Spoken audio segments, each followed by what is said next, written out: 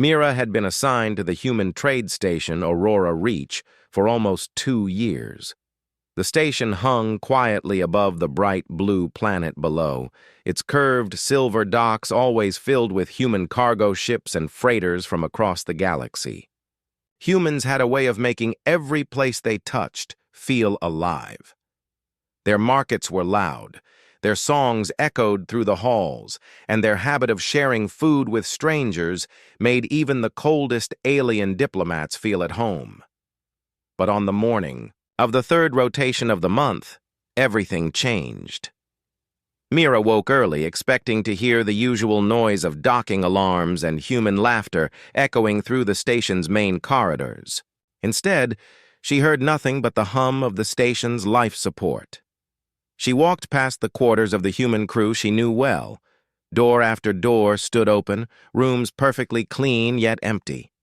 Beds were made, personal items still in place, but not a single human was there. At first, she thought they had gathered for a meeting. It was not unusual for humans to organize sudden assemblies. She headed to the command deck, only to find it empty too. Chairs still turned toward the holographic star charts. Consoles still active, yet no hands touched them. The docks were worse. Every human ship was gone. The massive cargo haulers, the sleek courier vessels, even the tiny shuttlecraft, vanished. There was no sign of a rush, no damage, no debris. The docking clamps were still locked open as if the ships had undocked in perfect order. Not a single airlock was left ajar. Mira's hand trembled as she tapped her communicator. "Station Control, this is Officer Mira. Where is the human crew?" Static answered her at first, then a voice came through. It was Karen, a Kelran engineer, from the lower decks. His tone was uneasy. "They are gone, Mira, all of them. I checked the crew logs. The departure records are blank. It is as if they never left." She hurried to the control center where a few non-human staff had gathered, their faces pale and uncertain. A Turelian merchant spoke up first. "This is not just here," he said. "My ship just received a transmission from my homeworld. All human colonies in the sector have gone silent. Their ships are missing everywhere." Mira felt a cold weight in her chest. She opened the station's wide-range scanner logs. The last human signal had been recorded exactly 12 hours ago. Since then, there had been nothing. Not a single human transmission across any frequency. "Maybe it is an evacuation," Karen suggested, though his voice held no real conviction. "Without a warning?" Mira asked. Without even telling their allies, silence answered her. Over the next hours, news spread fast. The communications net carried panicked reports. Human embassies abandoned, military bases empty, entire planets left without their owners. Those who had traded with humans, fought alongside them, or even feared them, all asked the same question. Where did they go? The Alliance Council sent emergency orders to secure abandoned human facilities, worried that rival empires might seize their advanced technology. Mira was assigned to oversee the safety of the station until further notice, but without the human crew, Aurora Reach felt like a hollow shell. The once busy corridors were so quiet that even the sound of her own footsteps seemed loud. Stores were left with their lights still on, half-stocked shelves untouched. In the marketplace, fruit from distant worlds sat in neat piles, as if waiting for someone to buy them. The scent of human coffee still lingered in the air. 3 days passed without a single human returning. It was not just the absence that unsettled Mira, it was how perfect it all looked. They had left without disorder, without haste. It was as if they had planned this for a long time. One evening, Mira stood at the viewport looking out at the empty docks. The stars beyond shimmered cold and distant. She thought of her human friend Daniel, who used to stand beside her here and tell stories about old Earth oceans and skies. He had left a small plant in her quarters, saying it was called basil and that she should water it once a day. The plant was still there. Daniel was not. The galaxy was changing faster than anyone could control. Without humans, certain borders that had been stable for decades were suddenly vulnerable. The Koran Empire, always cautious in the presence of human fleets, began sending warships into disputed territories. Smaller civilizations, once protected under human-led patrols, now sent desperate calls for aid. At the Alliance Council, arguments erupted. Some said the humans had abandoned them, that their friendship had been an illusion. Others insisted there had to be a reason, something urgent enough to draw them away without warning. Mira remained silent during these debates. She did not believe humans would leave for no reason. She had seen their loyalty, their stubbornness, and the way they defended their allies as fiercely as their own kind. Whatever had caused them to vanish, it was not simple. On the 6th day, an old Kelran trader named Vorin arrived at Aurora Reach. His ship was battered, his eyes shadowed with exhaustion. He had been traveling near the far edges of human space when it happened. They left without a word, Vorin told the gathered crew. But I heard something before they went. A signal, deep and heavy, unlike anything I have known. It came from the dark between the stars. I think they heard it too. And that is why they left. What was it? Mira asked. Vorin shook his head. I do not know. But I will tell you this. Humans are not the kind to run unless they have somewhere to run to, or something to run from. That night, Mira could not sleep.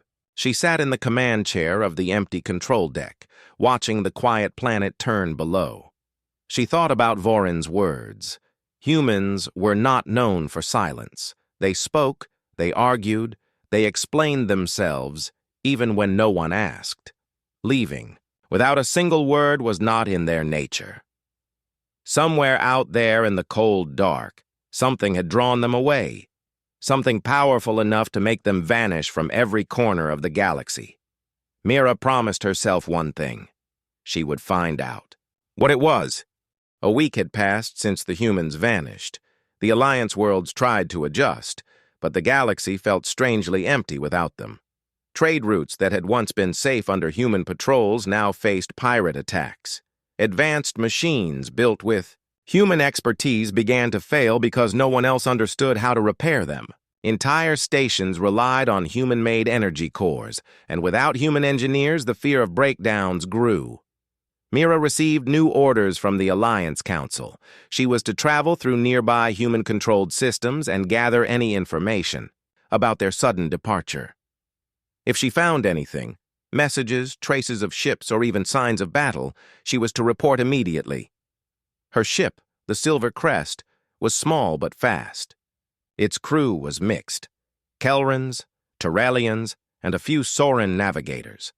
Each of them had worked with humans in the past, and all carried the same quiet worry. They departed Aurora Reach with a full supply load, unsure if they would find friends, or only more empty worlds. Their first stop was Haven's Gate, a small human colony on the edge of Alliance space. It was known for its forests and rivers, a place where many humans retired after years of space travel. As Silver Crest entered orbit, Mira's sensors showed normal weather, healthy vegetation, and active power systems, yet there were no human life signs. They landed near the central town. The air was fresh, the sky a bright blue. Houses stood with open doors, gardens still blooming. On one table, a meal was set out as if someone had been about to eat. A small dog wandered the street looking for its owner, its tail wagging hopefully at every noise. "This is worse than I imagined," said Raylan, the Terrellian navigator. "It feels like they could walk back any moment." Mira moved through the streets, checking each building. No signs of struggle, no weapons fire, no damage. It was as though every human had stepped outside at the same time and simply not returned. Before leaving, Mira accessed the colony's data hub. The last recorded communication had been 8 days ago, a routine weather report. After that, nothing. No farewell messages, no distress calls. Just silence. The next 2 systems were the same. Abandoned farms with crops still growing. Mining. Stations with machinery still running. cargo depots with sealed containers waiting to be shipped. The deeper they went into human space, the more unsettling it became. By the time they reached Red Harbor, a major trade city, the silence had grown heavier. Mira had visited Red Harbor before. It had been alive with noise, filled with music and shouting vendors. Now the streets were still. Fountains still flowed, lights still flickered in shop windows, but the people were gone. In the city's council chamber, she found an unlocked console. It contained incomplete files. One fragment caught her attention. It was a human voice, speaking quickly in a low tone. Not enough time. They are calling everyone back. All ships, all colonies. If you receive this, stay out of the core systems. It is not safe. The message ended abruptly. What do you think it means? Karen asked, leaning over her shoulder. Mira shook her head. It could mean anything. But it is the first proof that they left with a purpose. Someone wanted others to stay away from their central worlds. The crew grew tense after hearing the message. It was not the act of people running from danger. It was an evacuation with a specific goal. That meant there was something to run from. On the way to their next destination, they received a brief transmission from a nearby patrol ship. It was crewed by Sauran explorers who had been mapping the border near human space. Their captain reported strange readings from deep space, pulses of energy that seemed to follow no natural pattern. They come in intervals, the Sauran captain explained. Low frequency, but strong enough to disrupt our scanners. Every time we detect them, the crew feels uneasy. Some say they hear whispers, though our audio sensors detect nothing. Mira listened carefully. This matched the kind of rumors Vorin, the old Kelren trader, had spoken of. She asked the Sauran captain to share the coordinates of the last pulse. The readings placed it far beyond the Alliance borders, in a dark region of space known as the Silent Reach.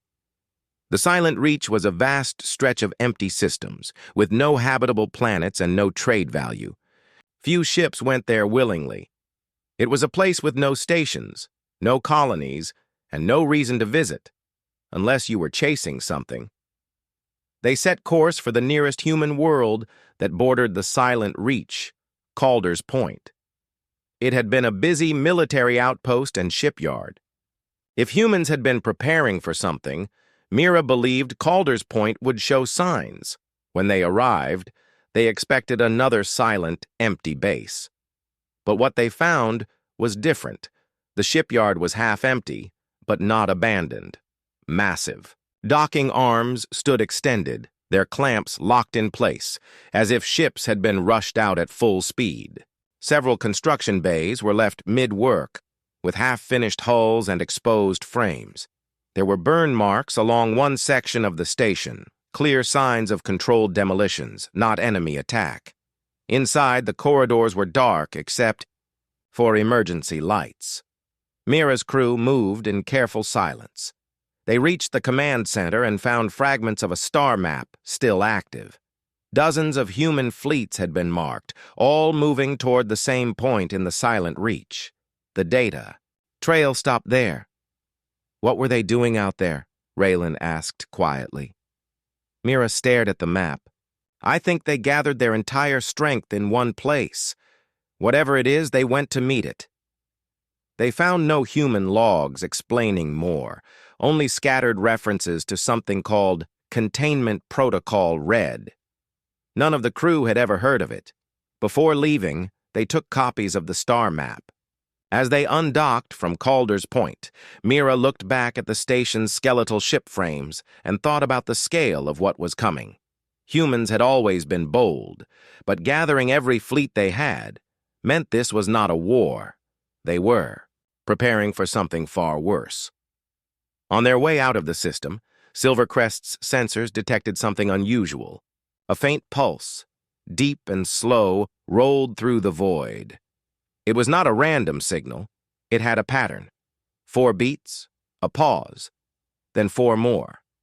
It came from the direction of the Silent Reach. The crew exchanged uneasy glances. That is the same pattern. "The Soren captain spoke of," Karen said. Mira looked out at the dark beyond the stars. The pulse was not loud, yet she could feel it in her bones, as if the ship itself carried the vibration.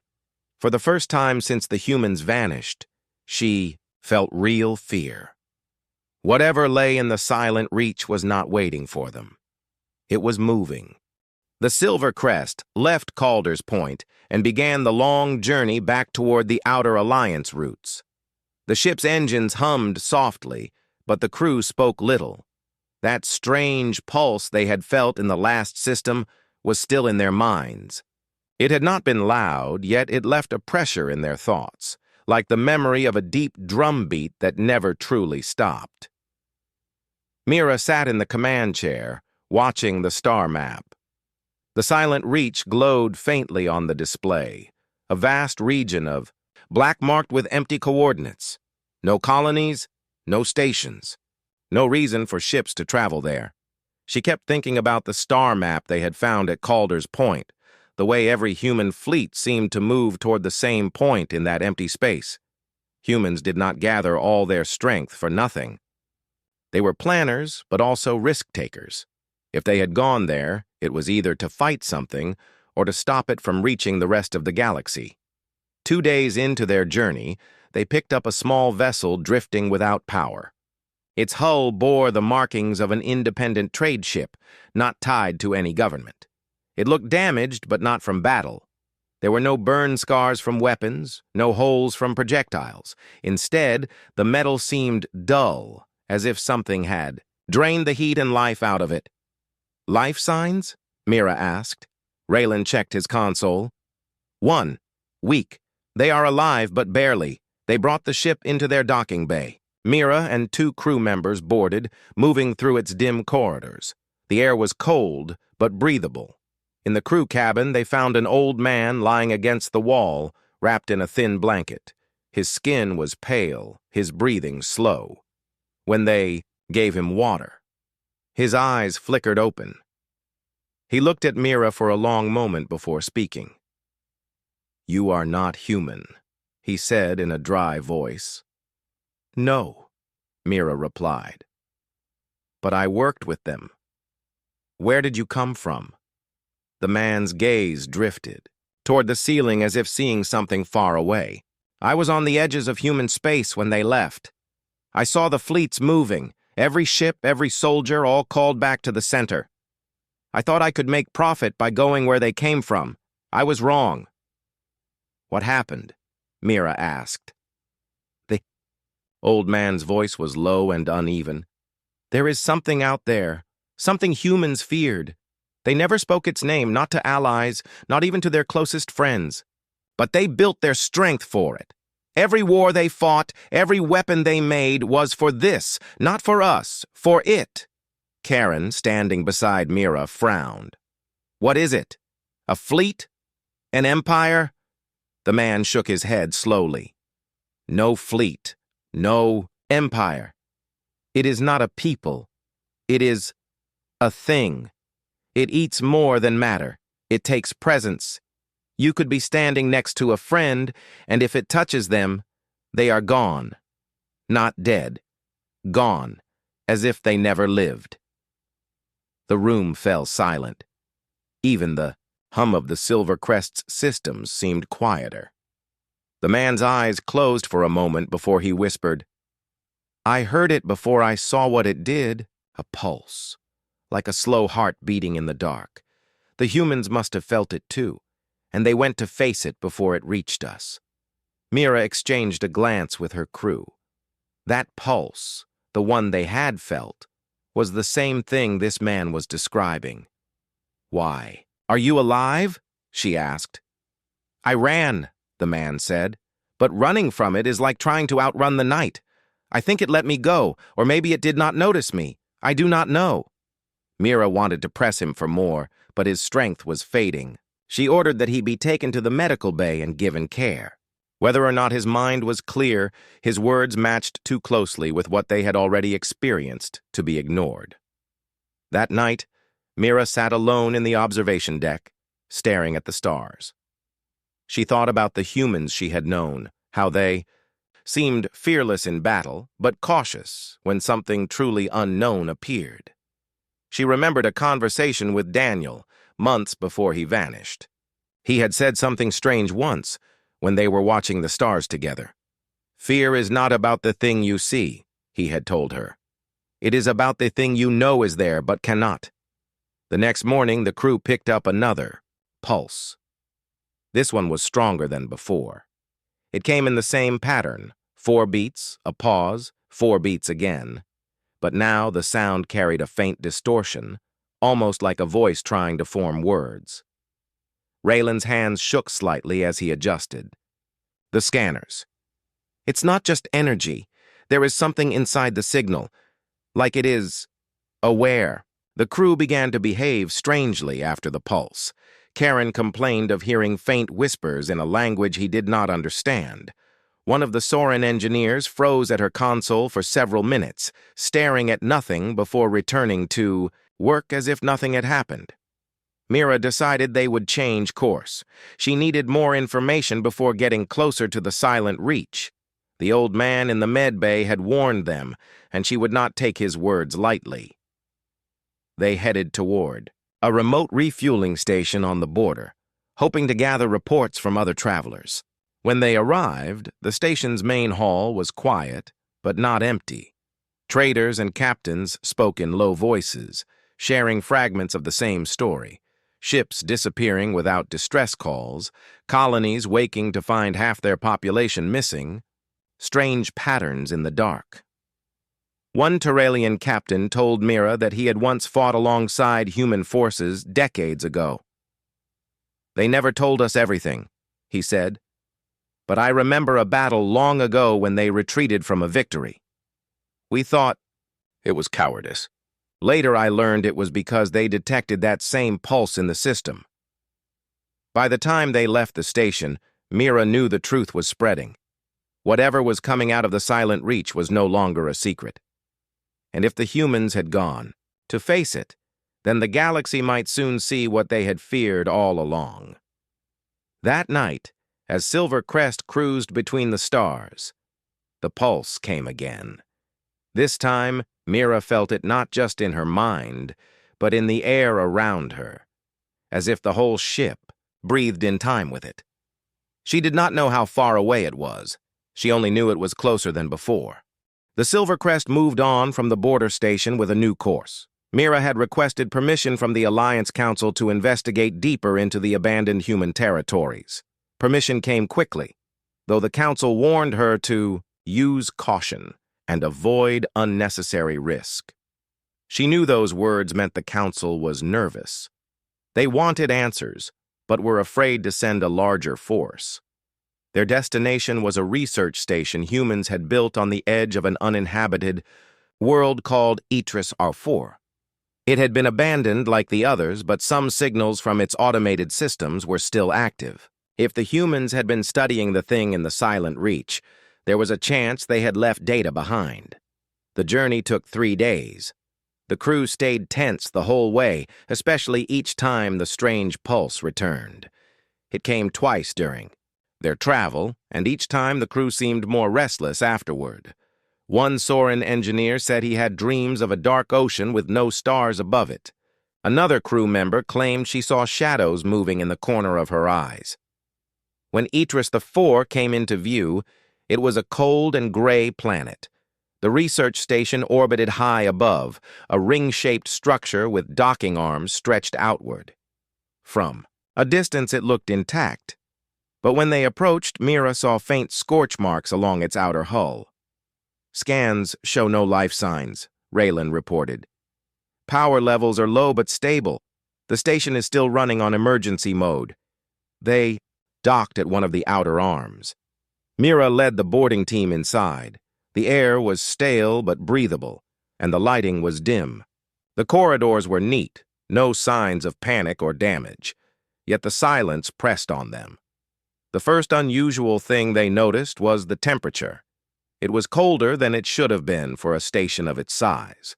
Frost had formed along the edges of some walls, as though heat had been pulled away from specific spots. They reached the main control hub and powered up the central consoles. Data logs appeared, but many were corrupted or incomplete. Mira searched through them until she found a set of recordings labeled Containment Study. Priority 1. The first log was from a human scientist with tired eyes. Day 14, he began. The anomaly continues to expand at a rate we cannot measure in normal space. It doesn't travel like a physical object. It appears in one place, then another, as if distance means nothing to it. We have confirmed that matter touched by the anomaly is erased from all records as though it never existed. Even our own memories fade if we are too close to its effect. The second log was worse. Day 27, the same scientist said, his voice strained. The anomaly is aware. We don't know how to describe it, but it reacts to observation. If you look at it directly, it seems to notice. We recommend avoiding visual contact where possible. All visual data will now be filtered through indirect systems. The final log cut off midway through. Day 31.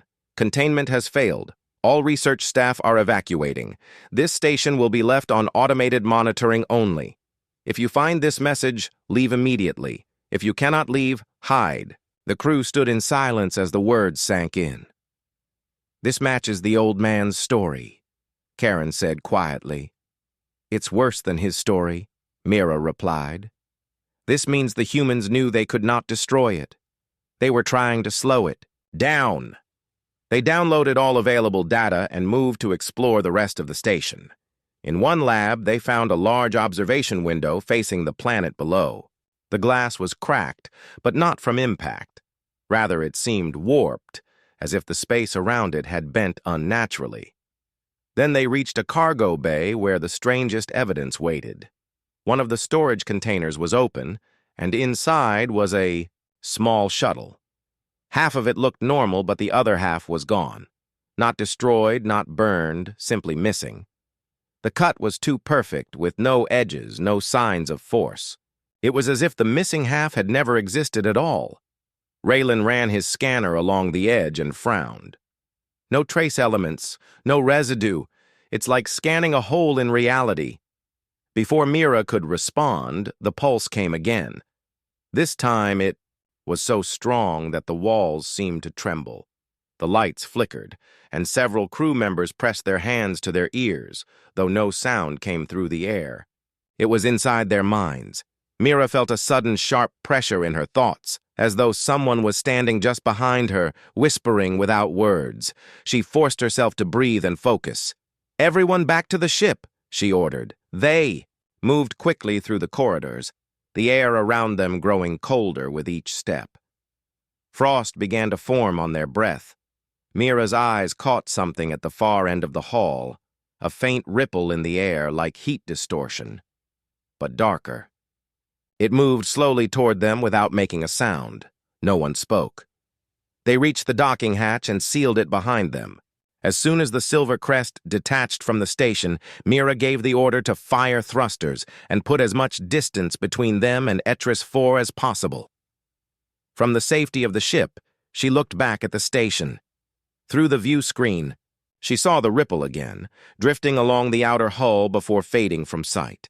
She had no doubt it was connected to the anomaly the humans feared.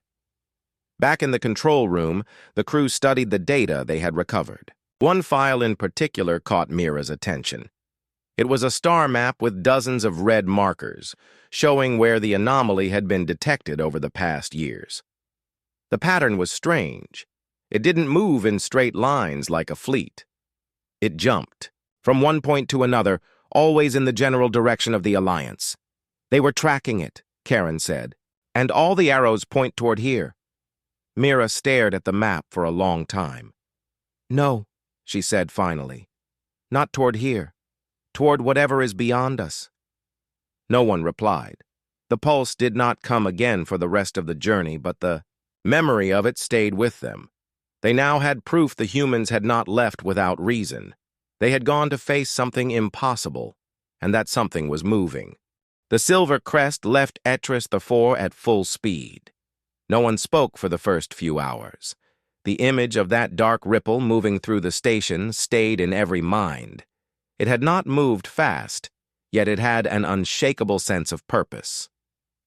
Mira could not forget the feeling that it had noticed them. They were halfway through their return route toward Alliance space when it happened.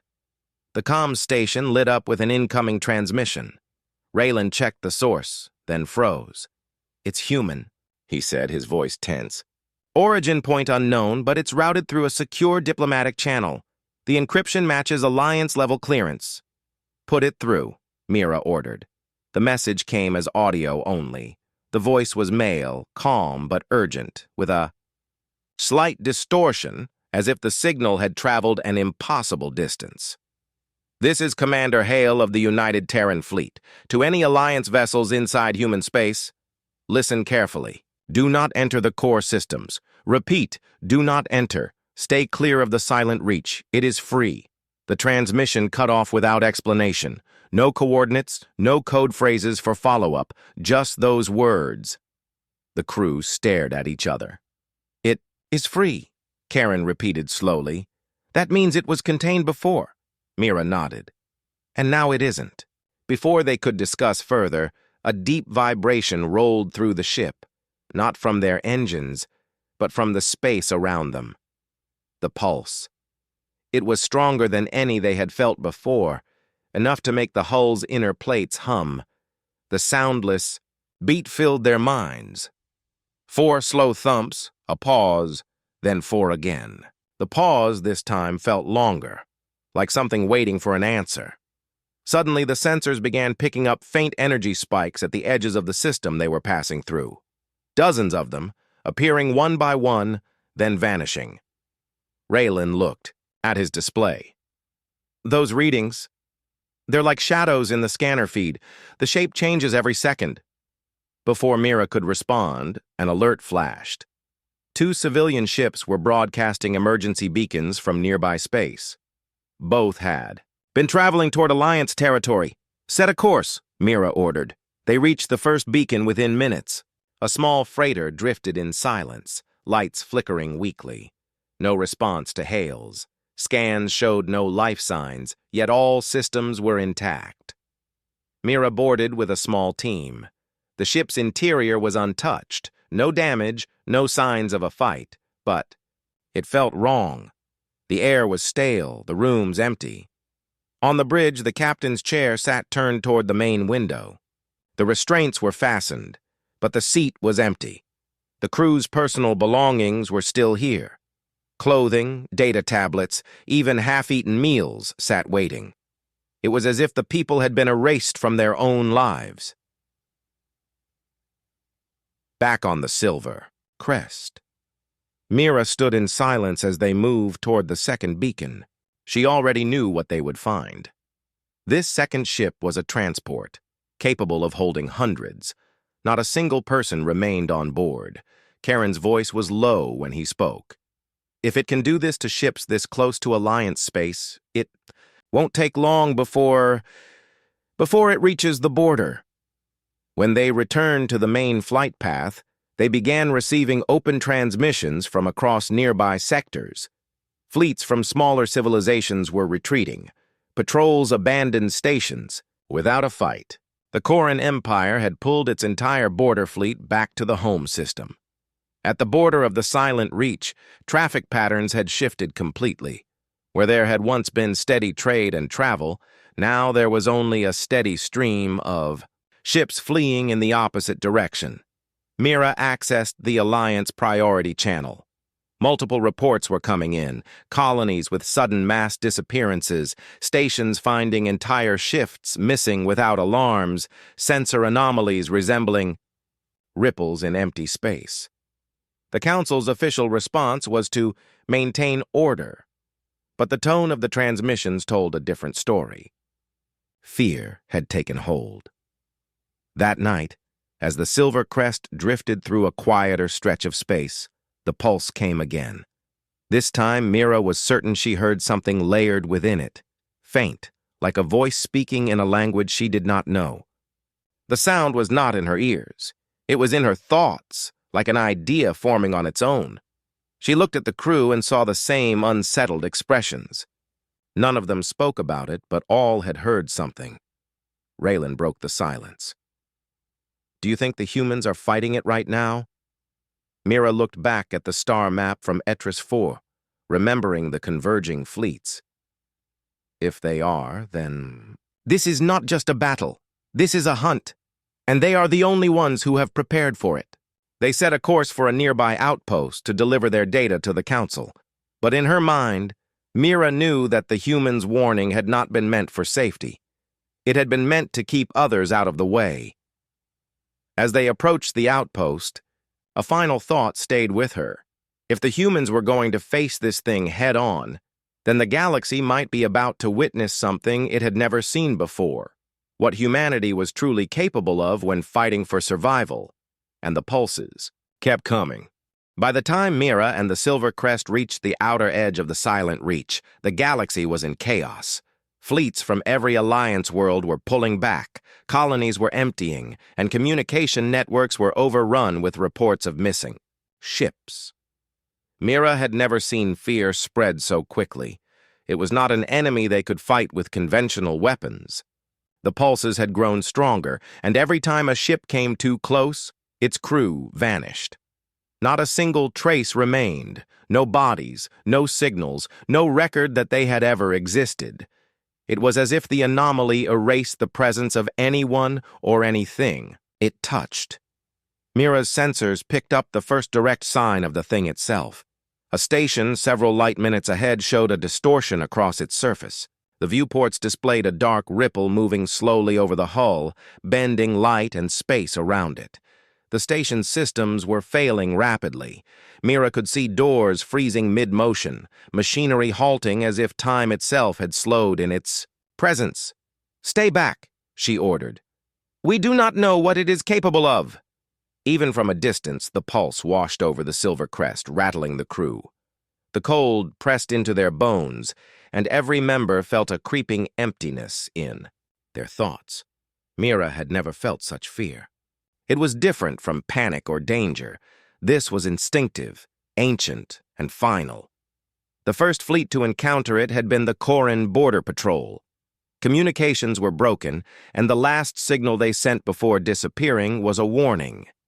It moves with intelligence. It knows where we are. Mira knew that humans had not been wrong in their warning. The thing was free, and no conventional defense could stop it. "Look at the readings," Karen said, pointing to the scanner. "It doesn't just exist in space.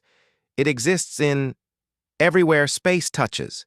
It moves through systems, through warp, lanes. It doesn't care about distance." Raylan added, "We've never seen anything like this. Even our most advanced cloaking systems, shields, and sensors are failing to measure it accurately. It is not just in physical space. It is in reality itself." As they monitored the anomaly, reports came in from other sectors. Entire fleets were gone in minutes. Stations blinked out of existence.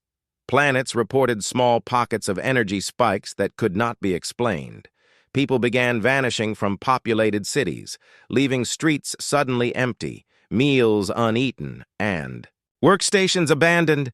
"Humans left for a reason," Mira said quietly, staring at the star map. They knew what would happen if it escaped their containment.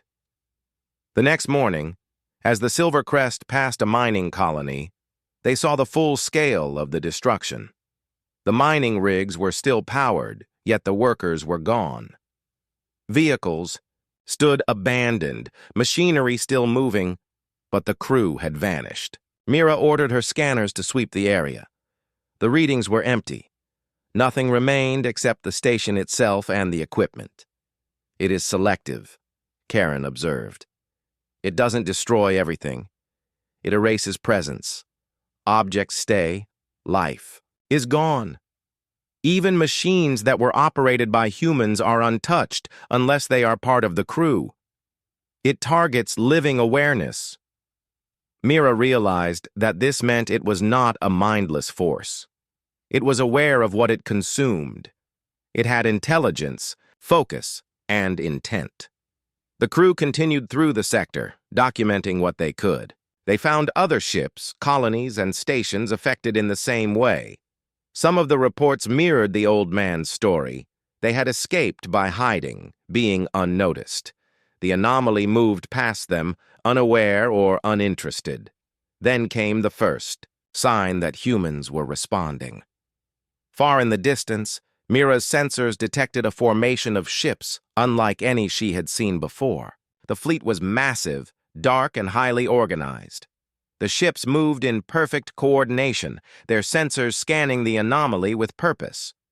There was no fear in the fleet's movements, only precision and control.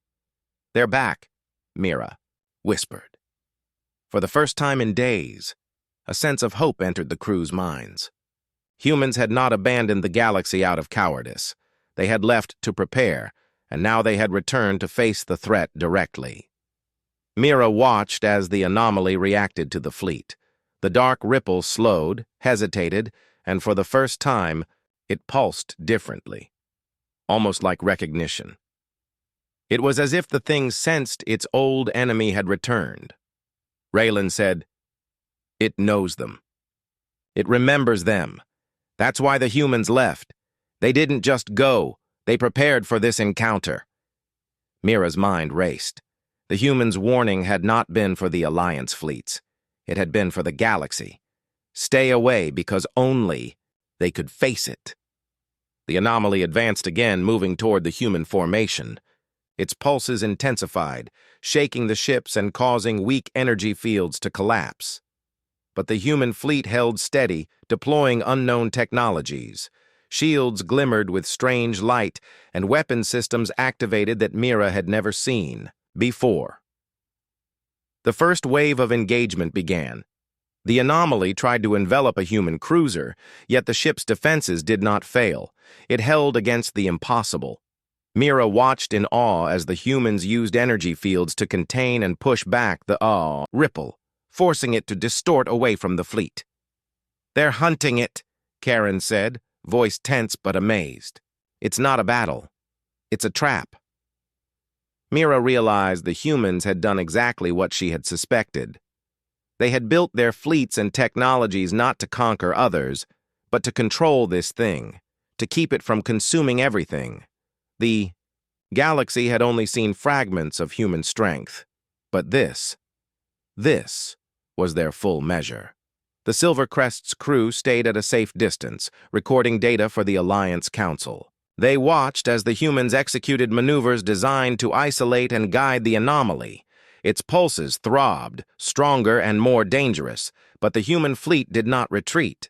Mira felt a mixture of fear and admiration. The anomaly was beyond comprehension, yet the humans had faced it without hesitation. The galaxy had misunderstood them. It was not about war, politics, or greed. It was about survival.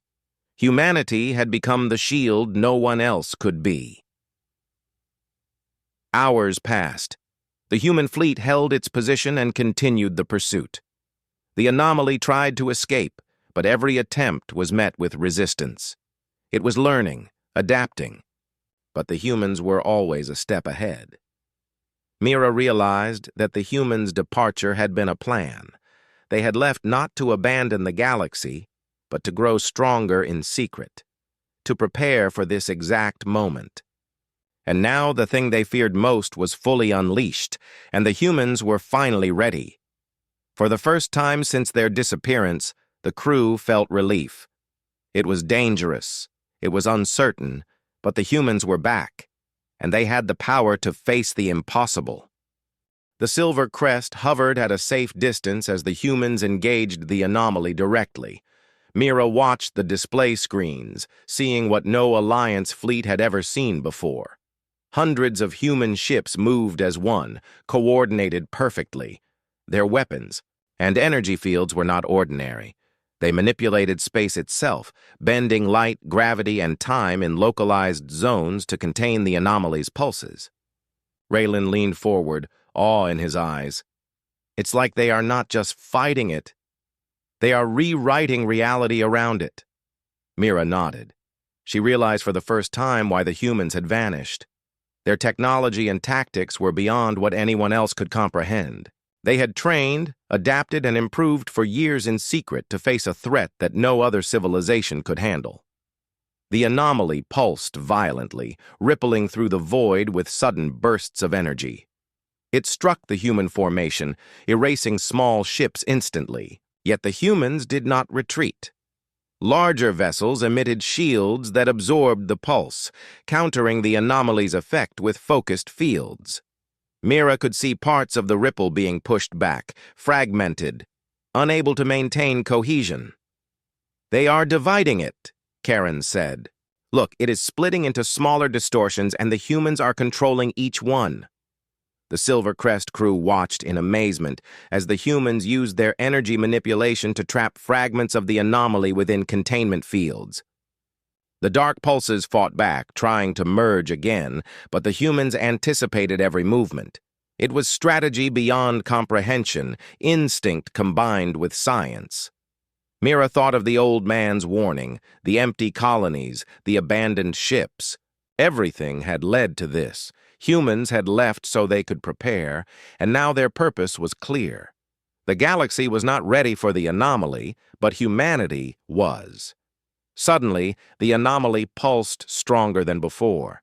One of the larger containment fields faltered, and a massive wave of dark energy rolled toward the human fleet. Ships that were near it vanished instantly, leaving nothing but glowing debris. "Focus on the containment points," Mira shouted, her voice tight with tension. "They can't lose it now." The human fleet adjusted immediately. Ships moved at impossible speeds, reinforcing each containment field. Energy beams lanced across space, striking the anomaly with precision. It fought back, but the humans anticipated its every action. Mira realized it was not a simple battle of strength. It was a test of intelligence, prediction, and control. Then came the turning point.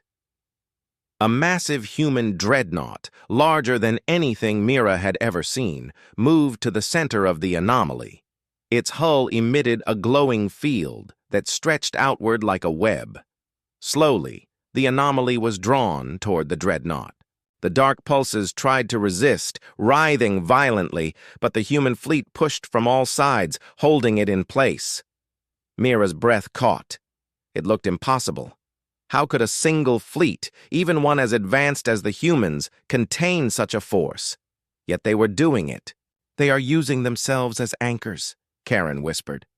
"The dreadnought is pulling it in, and the rest of the fleet is guiding it. They are taking the full risk." The anomaly's pulses became erratic, almost frantic. It had never encountered opposition like this. Its energy began to distort, fragment, and then collapse inward. The humans held firm, maintaining their formation, guiding the dark energy toward a single point. The Silver Crest crew watched history unfold. For the first time, the galaxy could see what humans were truly capable of. It was not just technology or firepower. It was courage, strategy, and an understanding of forces that no one else had mastered. Minutes passed, and then the anomaly's pulses slowed, its distortions fragmented completely, leaving only residual ripples in space. The human fleet remained in formation, ensuring that the last remnants were contained. Slowly, the dark energy dissolved into harmless patterns that the humans absorbed into their fields. Mira let out a long breath. The anomaly was gone. The galaxy was safe, at least for now. Karen smiled, disbelief in his expression. They did it. They really did it. Mira nodded. She thought of every abandoned colony, every missing ship, every warning left behind. The humans had not abandoned anyone. They had sacrificed secrecy, comfort, and safety to prepare for this exact moment. The human fleet began to turn back toward their core systems. One by one, they activated transmissions to the galaxy. Messages appeared on every frequency, in every language. "Attention all civilizations," the human commander's voice broadcasted. "The threat has been neutralized. We have acted to protect the galaxy. All remaining Alliance fleets are to resume standard operations. We encourage all worlds to continue cooperation. Humanity is present to defend the future of all species. For the first time, Mira realized how little the galaxy understood humans. They were not just soldiers, traders, or explorers. They were guardians capable of facing dangers beyond imagination. The Silver Crest followed the fleet at a safe distance, observing the humans as they returned to their own systems. Mira felt a sense of gratitude and awe. Humanity had left without a word, and yet their silence had been a preparation, a promise that when the galaxy faced its darkest threat, they would be ready. As the humans moved past, Mira noticed that the residual pulses were fading. The anomaly had been reduced to harmless energy signatures.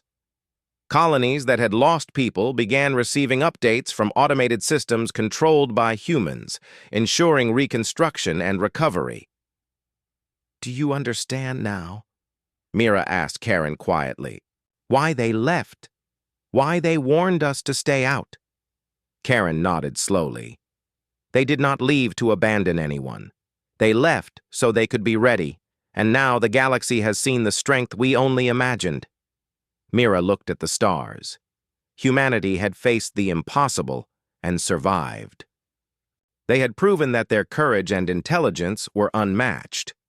The Alliance, the galaxy, even the civilizations who had doubted them, now had undeniable proof. Humans were a force capable of facing the unknown and protecting everyone. The Silver Crest turned toward home. Mira knew the reports they carried would change the galaxy forever. Humans had left in silence, but they returned with a message clear for all to understand. When the impossible threatens, humanity will rise to meet it. The stars stretched ahead, peaceful once more, and in the quiet, Mira felt hope. Hope that the galaxy could survive anything with humans watching over it. The thing they feared most had been unleashed. Humanity had faced it. Humanity had won. And now, the galaxy knew why humans were not just another civilization. They were humanity, and their courage was unmatched.